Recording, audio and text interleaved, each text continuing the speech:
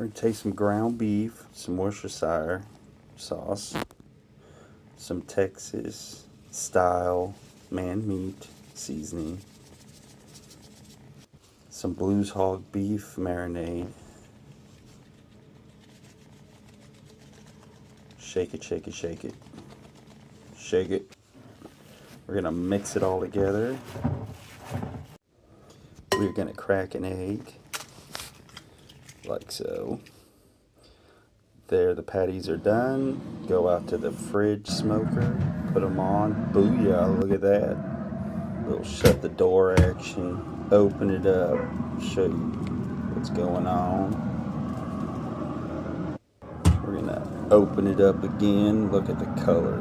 Booyah. Squeeze it, show the juices coming out. Make some grilled onions. Boom.